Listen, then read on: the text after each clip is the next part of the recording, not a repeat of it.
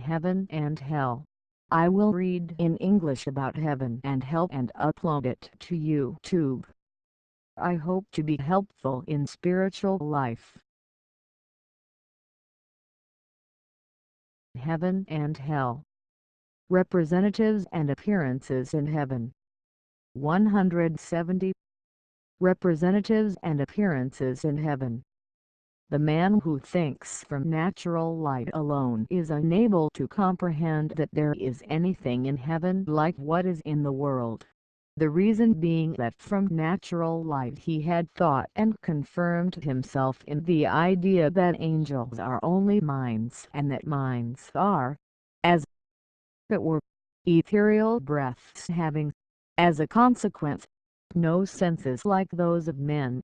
Thus no eyes, and if no eyes no objects of sight, yet an angel has all the senses that a man has, and much more exquisite senses.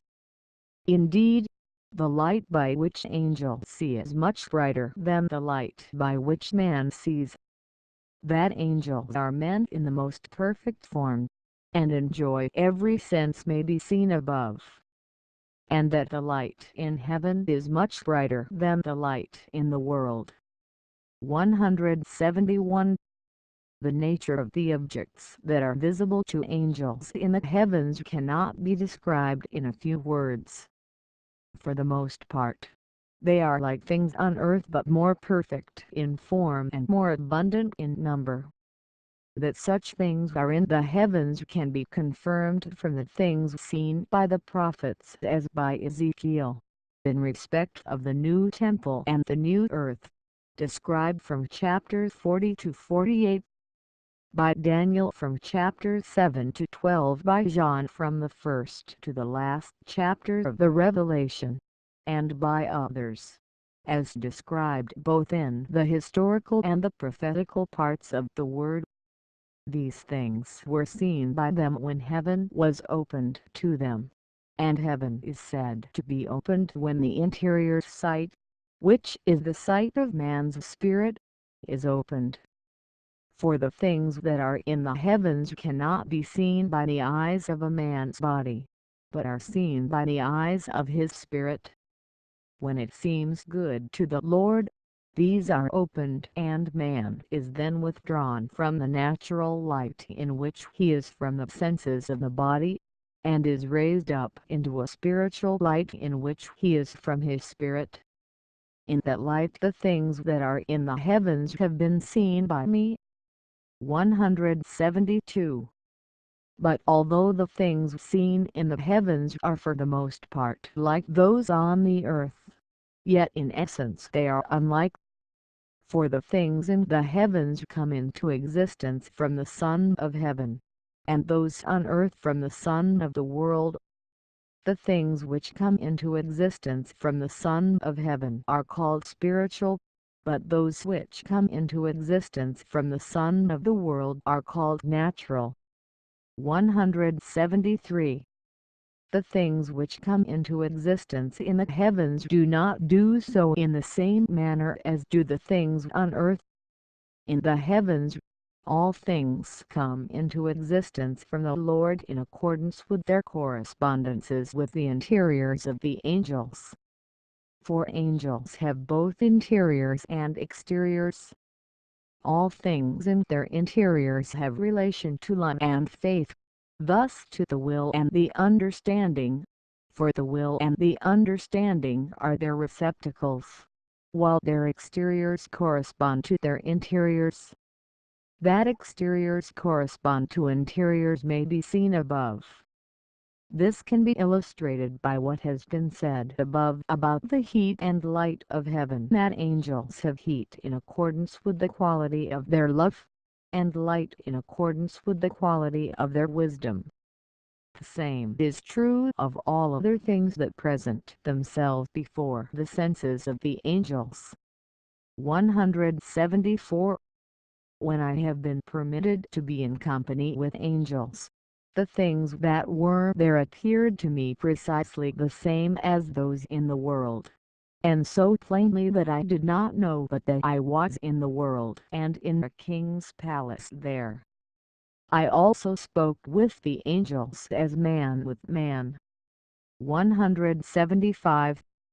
Since all things that correspond to interiors also represent them, they are therefore called representatives, and because they are varied in accordance with the state of the interiors of the angels, they are also called appearances.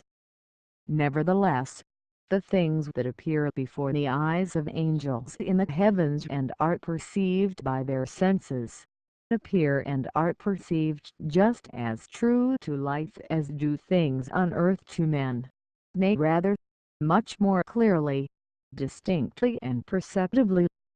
Appearances of this kind in heaven are called real appearances, because they have real existence. Appearances that are not real also occur, which are such as do appear but do not correspond to interiors. These will be treated of in the following pages. With the angels all things that are visible are representatives. The heavens are full of representatives. The representatives are more beautiful as they are more interior in the heavens.